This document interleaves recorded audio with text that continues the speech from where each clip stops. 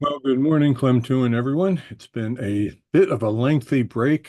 We were away on an almost 5 week trip visiting family.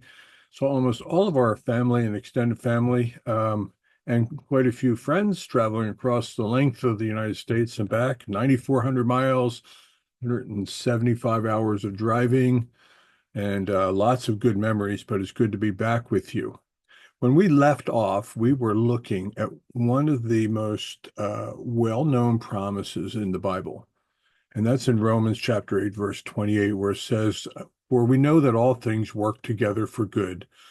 Uh, I'm going to read it in a different version. And we know all things that in all things God works for the good of those who love him and who have been called according to his purposes.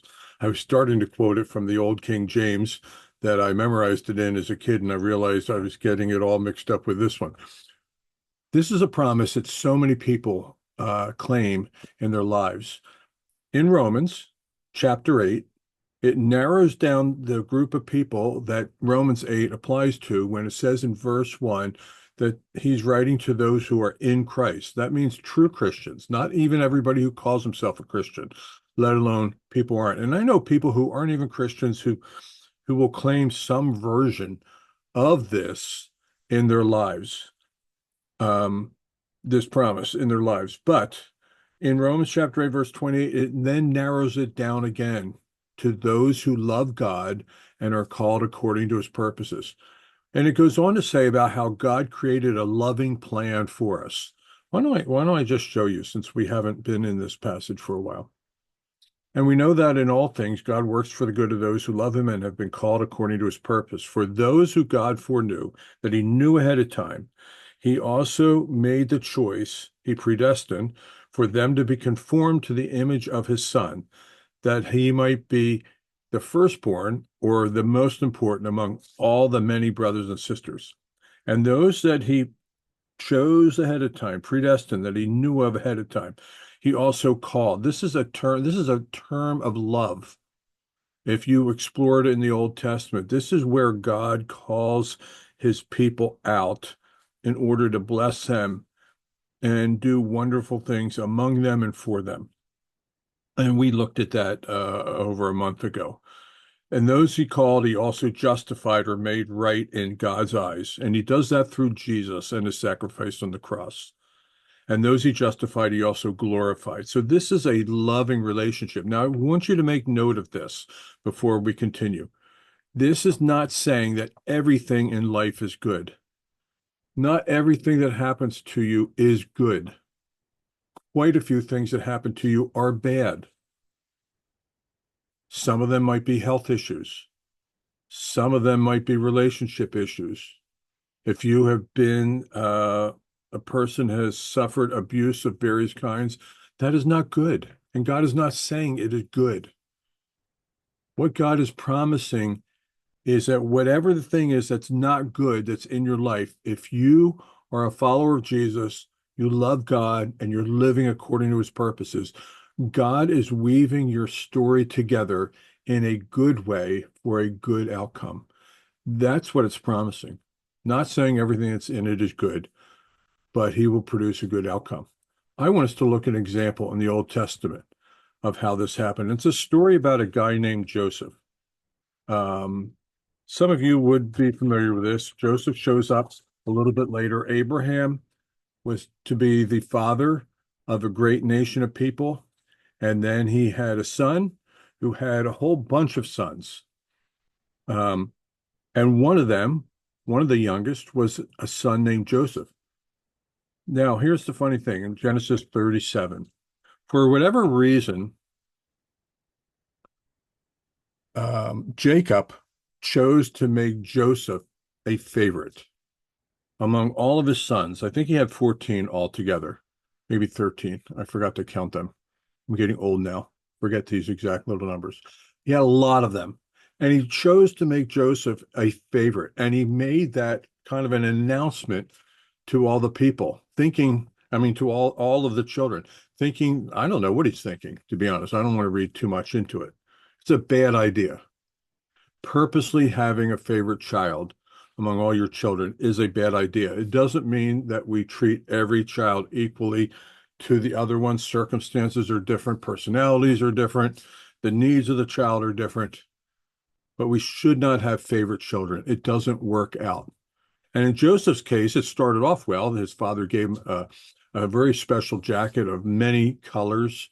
Um, and Joseph was very proud as a boy of this special place that he had. And he had some dreams about how his brothers would bow down to him. And then he foolishly told his brothers the dream. So between the father playing favorites and Joseph in his youth, innocently telling his brothers his dream that God had given, that his brothers would bow down to him, they despised him. And so it says that somewhere along the way, one day, they put Joseph in a well, and while they were watching the sheep, and then they sold him to some Midianites, some foreigners who were coming through. They sold him as a piece of property, as a slave. The Midianites then took him to Egypt and sold him on as a slave to a guy named Potiphar. He was kind of an important guy in Egypt, had an important position. While he was there, Joseph was doing a good job. He was honoring God. But Joseph's wife, or Potiphar's wife, had an eye on Joseph and actually wanted to have sex with him and tried to seduce him. And Joseph said no, and he got right out of there. And he was rewarded for that by Potiphar's wife accusing him of attacking her and Potiphar throwing him into jail. That is not a good thing. Nothing that he has suffered so far is a good thing. Being sold as a slave is a bad thing. Being wrongly accused is a bad thing. Being thrown into jail is a bad thing. But while he's in jail, two other guys were in jail. They were very close to the Pharaoh. One was the baker, and one, I think, was the cupbearer. And they each had dreams while they were there, and God had given Joseph the ability to interpret dreams. So Joseph interpreted their dreams. And they eventually get out of jail. And I don't know why they were in there, but they get out of jail. But they forget all about Joseph. That's not a good thing. He had done a good thing for them. They could have pulled strings and gotten him out. They didn't. Joseph continues to rot away in jail. But then one day, Pharaoh himself, the head of Egypt, has a dream. And these two guys remember, oh, yeah, there was that guy in jail. What was his name? His name was Joseph. He knows how to interpret dreams. So Joseph gets called into Pharaoh's presence, and he's told the dream of Pharaoh, and he interprets it. And he's talking about a bad time that would come upon the whole region because of a famine. No rain, a famine is happening. And it happened just as he said. Pharaoh was impressed, elevates Joseph to like the number two position. Joseph, being a wise man, made plans for the whole nation to put away food, lots and lots of food. They put it up, and it turned out it was going to be so needed because for years and years this drought went on. And not only were they able to feed the people of Egypt, they were able to feed the surrounding nations, including the nation of Israel, during the drought. And Joseph came to have an important place. Now, I didn't put my clock on, so I don't know how long it's going. I'm afraid it's going on really long. Through a series of events, Joseph's brothers end up in front of him to buy grain to feed their family. After a period of time, they didn't recognize Joseph right away, but after a period of time, Joseph sends them back to get the little brother, comes back. They all realize who Joseph is. Long story short, they are really, really afraid because here's the little brother that they sold into slavery many, many years later as the number two guy in the most powerful nation in the world. He could have exacted revenge on them. He could have gotten even. That's the way a lot of people live.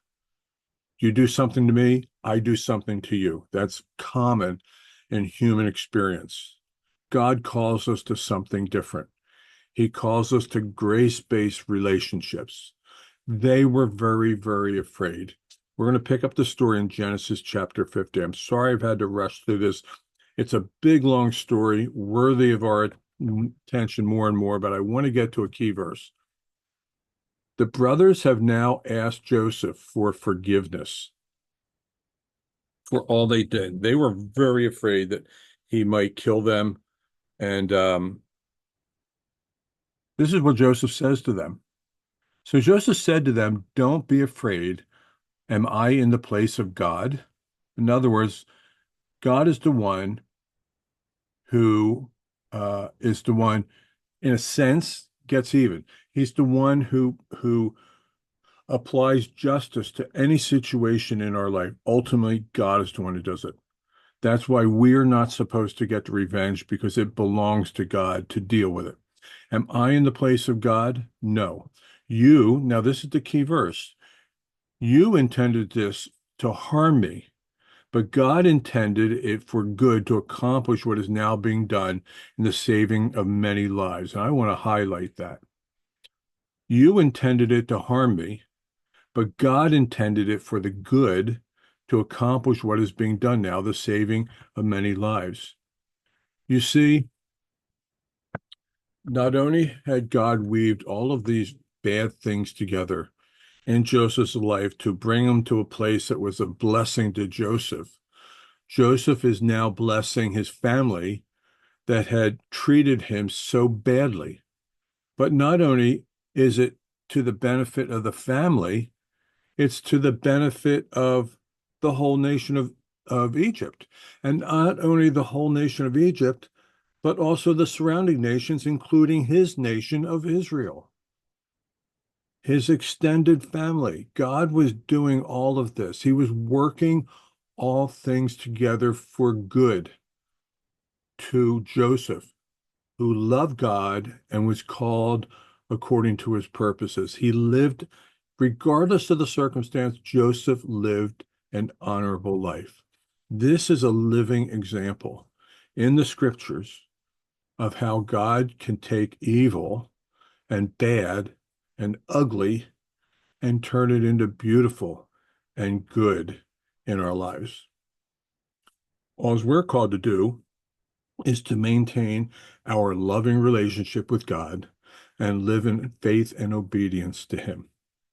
And then we know that He's working all things together for our good as well. That's my word for today, and I hope it blesses you. I'm glad to be back in the saddle, and Lord willing, I look forward to seeing you all on Friday.